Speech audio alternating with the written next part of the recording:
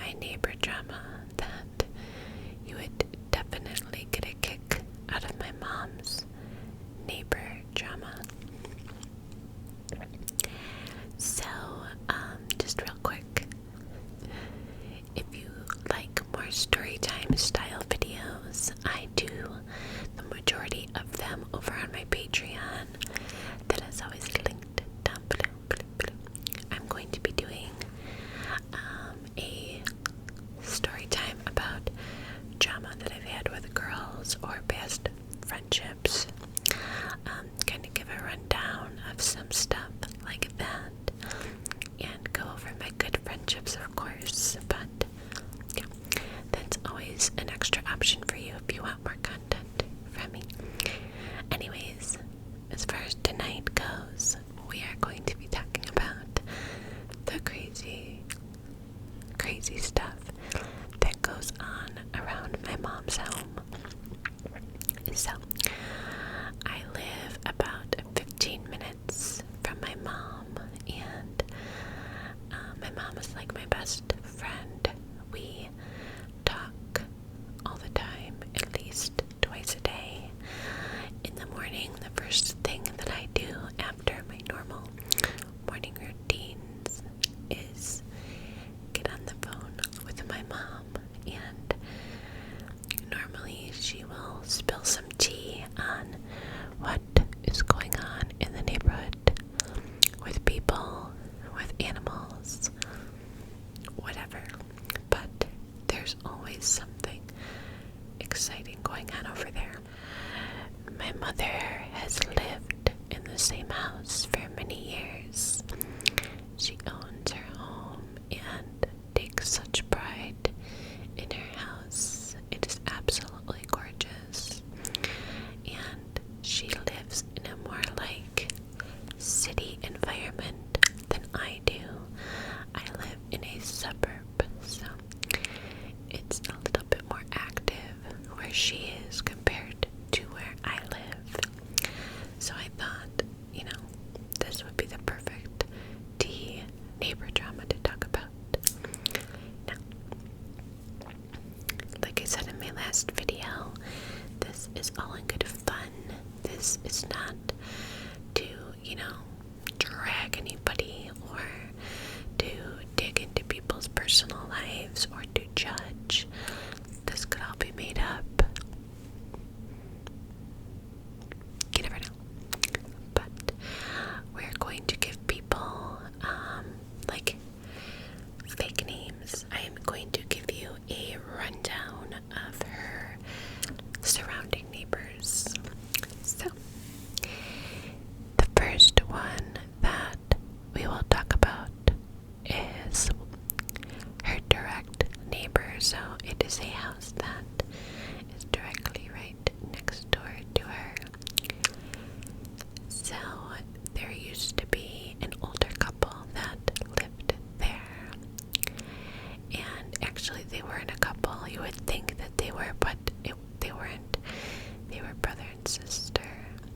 And it's a really big house. And what they did was made like a little apartment upstairs. So essentially, what they did was made their single family home into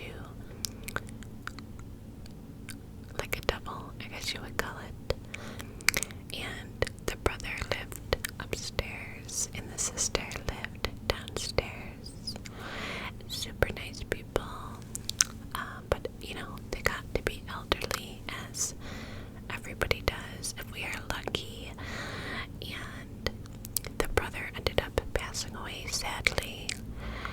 And so the sister had to move into something smaller that she could take care of on her own. So when she moved, she actually sold the house to her sister, kept it in the family, and her sister gave it to her nephew. So the sister bought the house as a gift and gave it to her nephew. So the nephew, we are going to call him Sam. S A M. Sam. Now, Sam has been there for probably close to 10 years. And before I moved out into my own apartment, I lived with my mother, obviously, and my parents are divorced and have been since I was like 1 or 2 years old. So I always chose to live with my mom because we just had a closer relationship. But anyway, they were there while I was still living there. And while I was still living there, Sam was married. Well, technically they weren't married yet, but he was dating this girl. We'll call her Sally.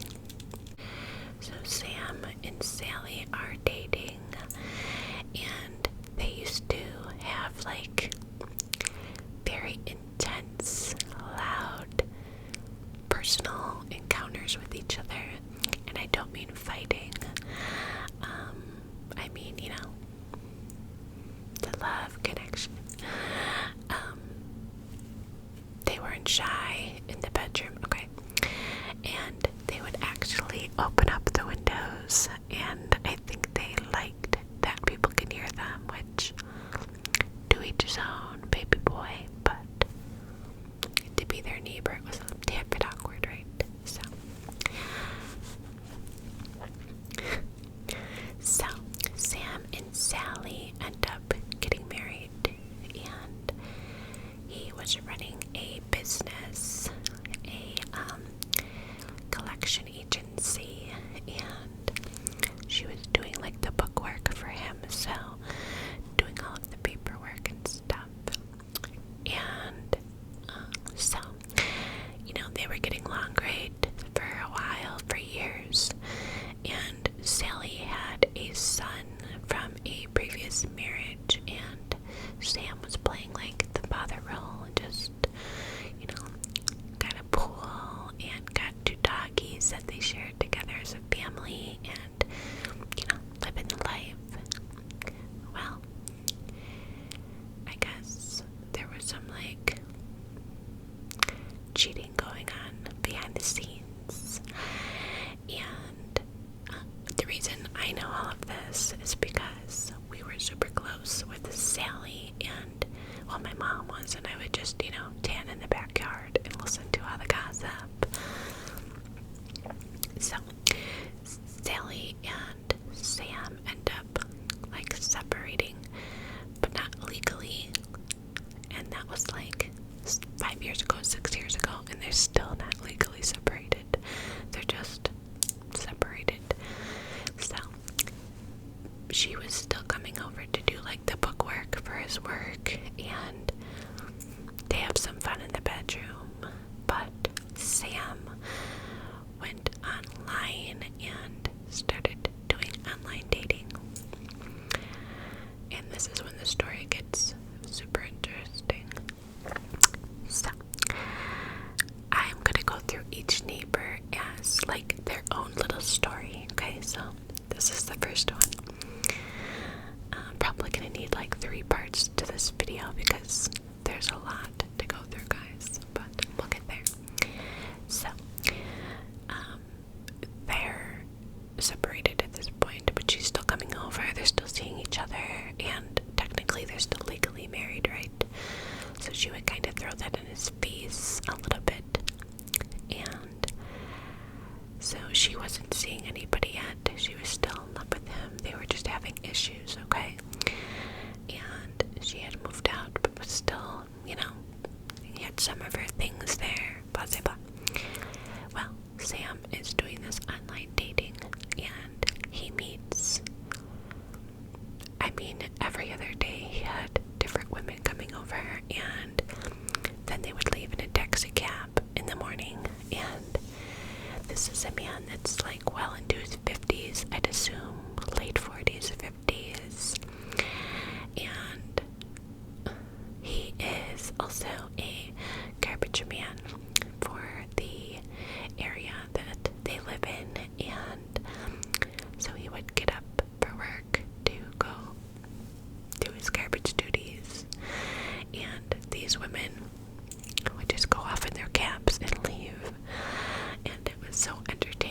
just to see like the different women that would come and go. Well, one ended up kind of making her place and not really leaving, and we'll call her Lisa. And Lisa was a lot younger than Sam. Like, could be his daughter younger. Again, no judgment. I'm just stating facts here, okay? I'm just telling you the story. So, you know, this girl is like just a very loud person. So when she talks, it's like extremely loud. And it's funny because she did like all the housework.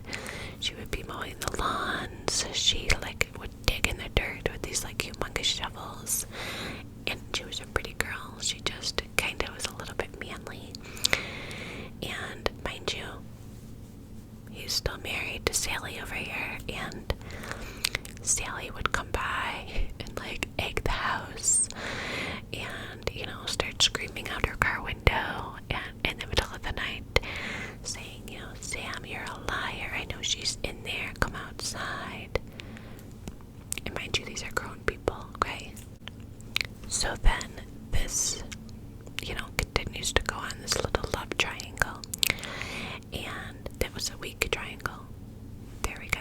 Love triangle. And Sam, you know, you can tell that he's falling in love with this girl, right? He's just showering her with gifts. She would come back to the house with just bags and bags and bags of stuff, and she didn't work. So you know, Sam knows that my mom and his wife are still good friends, and his wife would purposely like come over and have like a drink in the backyard just to kind of I spy on, you know, Sam and his new girl. So Sam literally built this humongous fence.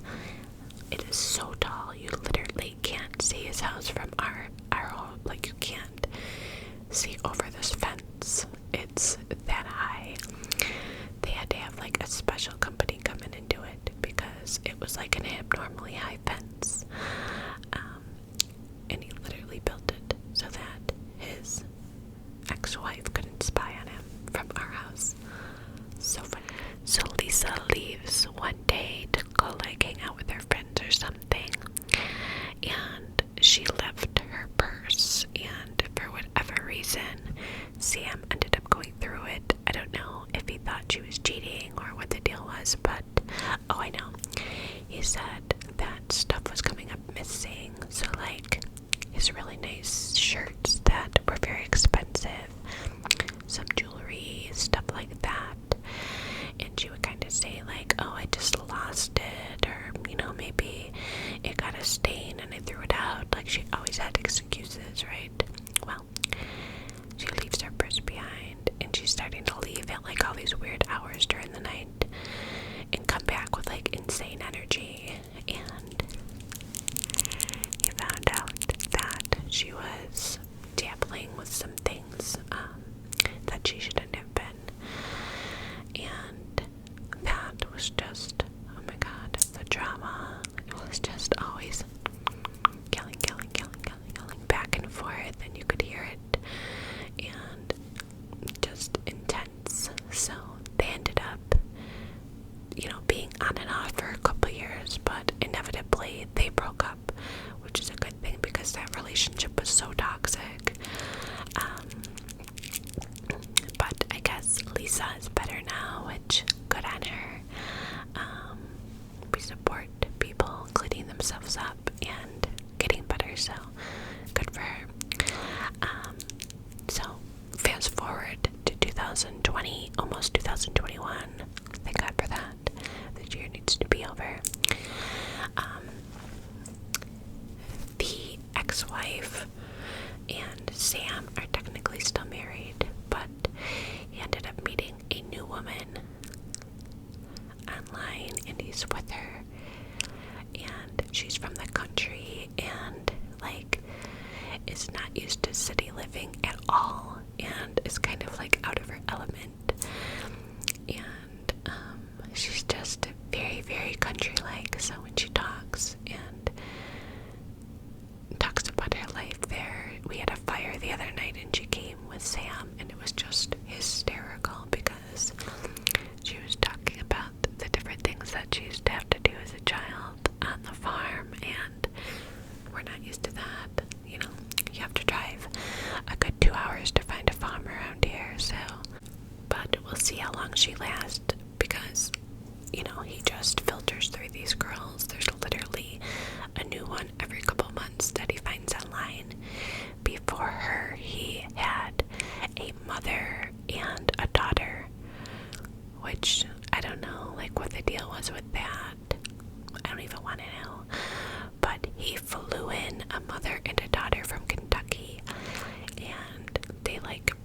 her stuff and was living with him, and it only lasted like a month, and then he paid for plane tickets to send him back to Kentucky, and then started dating this one. So hopefully this one lasts. She's sweet, but it's just crazy over there. Oh, and I forgot to tell you, all in the meantime, he's always, every chance that this man gets, he hits on my mom.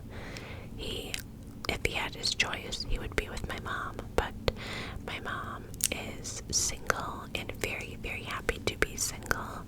She is a beautiful woman. She's just chef's kiss. She's the perfect wife, but she's not looking to get into any relationship, so she always is just like, Sam, we're friends, that's all we'll ever be. But it's like, these poor women, he just is the kind of guy that I don't think will ever be happy with one girl, do you know what I mean? But anyway, moving on to the next neighbor.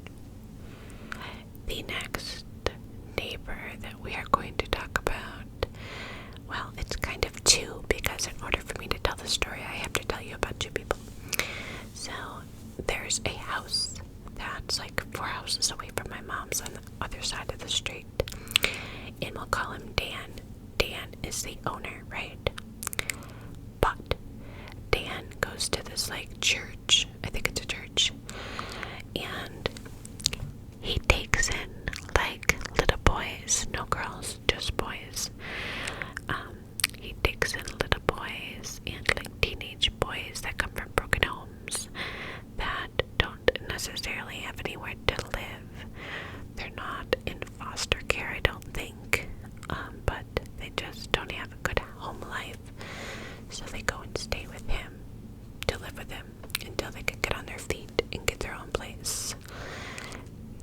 Now, this is only like, I would assume, maybe a 4-bedroom house at that. It's one of the smaller homes on the street, so, and sometimes there's like 8 to 10 people in that house, so I don't know where everybody is sleeping, and I don't know what like the living arrangements are, but it's an interesting situation to say the least. He's never had a girlfriend or a wife, so I don't know what the deal is with that, but so he has these guys, and that is very nice of him, because these poor kids, some of them have had abandonment from their parents, or their parents have struggled with drugs and alcohol, and every situation is a little bit different. But so a lot of these boys are like young, and then the age ranges from like probably 10 to 12 years old to up to like 30 maybe, and you can assume that it could get pretty crazy at that house. And as of recent, it's not as bad like the past couple years, but like 5 years ago, 4 years ago, it was insane, like just a total party house. And they'll play like basketball in the driveway and like bring out the boombox and just like, go all out. And directly next door to them is this little old lady, and her name is Kitten. Yes, Kitten. And she's lived there like, I literally don't, she's gotta be like 100 years old. I feel like that lady just has lived there forever and ever and ever, and it's like she never ages. It's like she's been the same age for a million years. It's very strange. But anyway, so Kitten, as you can imagine, being elderly, doesn't want to be bothered, and as she gets older, she's kind of gotten a little bit of like a Karen, okay? And I get it, like, to an extent. I get it to an extent. At your home, you want peace and quiet. But some of the things, like, she's been kind of rude to like my mom a couple times and made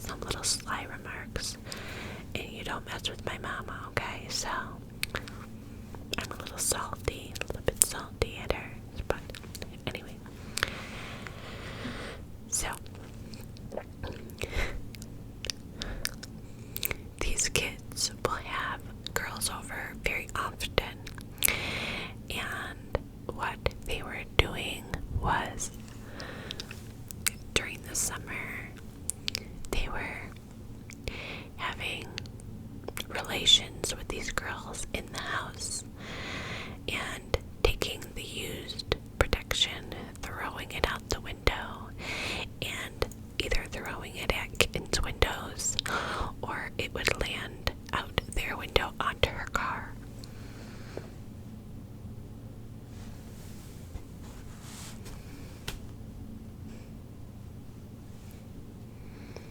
Can you imagine going to drive your vehicle and seeing that on your window? So she went over there with her little broom and was ranting and raving and tried to get the neighbors to kind of make a neighborhood watch type of thing to kick them off the street. And we're like, hey, look, we get it, hopefully they'll stop that because that's disgusting and rude. But kicking them off the street, that's a little much. These kids don't have anywhere to go, So yeah, that's the tea over there. And when one of the boys leaves and goes and gets their own place, a new one will come. And it's just a cycle. Next, we're going to talk about Sherry and her peeping Tom's son. What should we call him? Andy. Sherry and Andy. And there's another little boy too, but he doesn't really matter in the story I'm going to tell you, so we'll just talk about Sherry and Andy. So, Sherry went to jail for embezzlement. Okay. I don't know the direct details of what the tea was, but she embezzled some money at her job. So she ended up going to boot camp. And she came home a couple months later with her shaved head and whatever. So her son, while she was gone at this boot camp, was pretty much home alone with his younger brother. There was some family in and out, kind of checking on them, but nobody that was really in the picture. Her sister, their aunt, was coming in and out, making sure they go to school and all that kind of stuff, making sure they had food, but not there 24/7. So my mom has this window in her bathroom that's kind of see-through, it's a stained glass. It's this beautiful stained glass, but you can see through it a little bit. And she was getting new wooden blinds that she had ordered, but they didn't come in yet. And I was there taking a shower, and all of a sudden, you know how you can almost feel somebody looking at you? I look, and I'm like, oh my god. I seen a face, when there's a steam from the shower, you can't see really, but you can kind of see. I see steam, yeah. So I get out, I pull the glass door back, put my towel on, I turn my head, and I look, and I see eyes like this. I'm like, oh my god. And my aunt was over in the kitchen talking to my mom, and I freaked. I'm like, Mom. And, she comes and she's like, what is wrong? What's going on? Because I probably screamed bloody murder. And by the time I went to go show her, because he's seen me see him, you know what I mean? He was gone. So this was a year or two ago. And since then, there was a lot of arguing. I ended up confronting him because I was so angry that I put my clothes on, wet hair, and I ran out there because I know I had a big brother and a boyfriend. So I ran out there and I'm like, I seen you peeping at me in the window when I was in the shower. And he was like, I don't know what you're talking about, but denying it. I'm like, dude, I know it was you. I seen you. And he must have hopped his fence and just peeping. I was so angry. And my brother ended up coming in from where he lives down south for a visit a couple weeks after that. My brother ended up handling that situation. I won't go into details, but it was taken care of, and it doesn't bother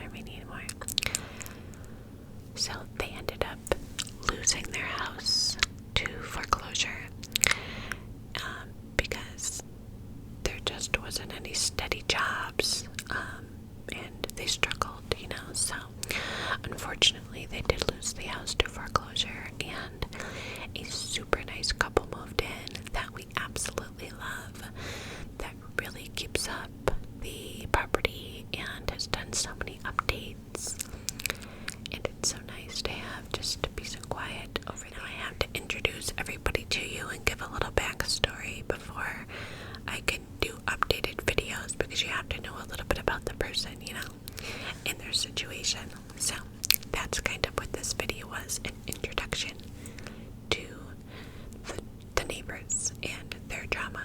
And there's more people, but I can't get to it all tonight. I still have another video to film,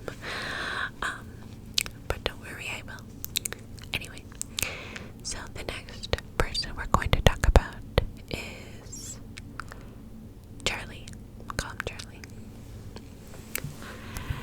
So Charlie inherited a house from his uncle that died, and I actually knew Charlie before he moved in on my mom's street, because I was friends with his son, and they are the funniest characters that you would ever meet, guys. They're hysterical, and they don't even mean to be hysterical. It's just those kind of people. His son and him fight like cats and dogs. They are both the same person. They look alike, they talk alike, they have like a really high-pitched voice, and when they yell at each other, it just sounds like fighting cats with their real high-pitched. It's hysterical. But anyway, so what did I call him? Charlie, right? Charlie ended up getting hurt at work, so he does not work. He's on workers' comp.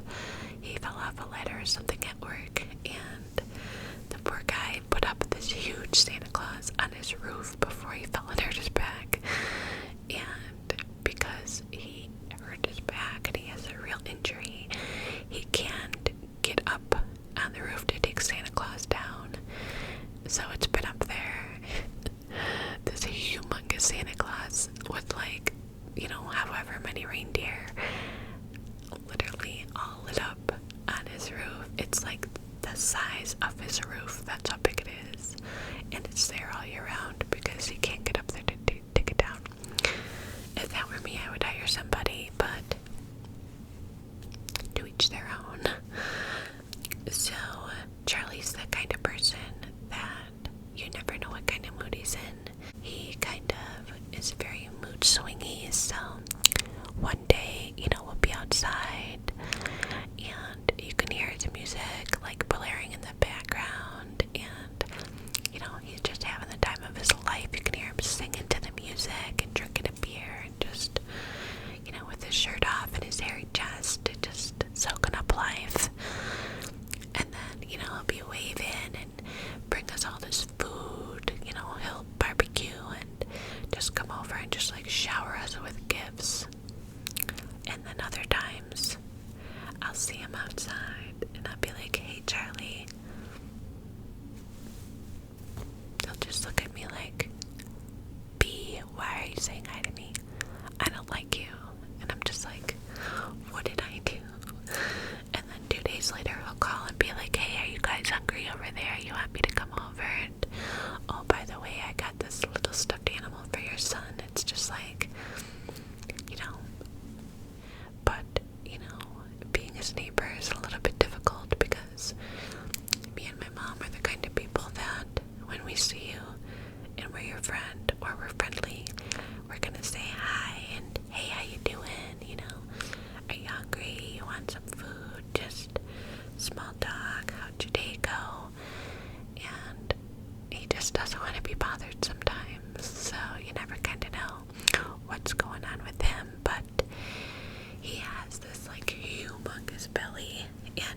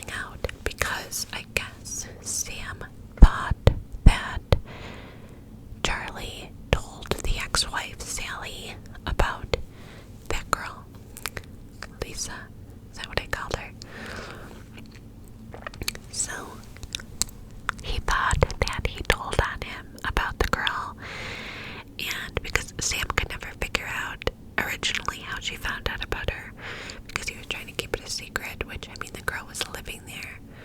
How are you gonna keep that a secret? But not going there.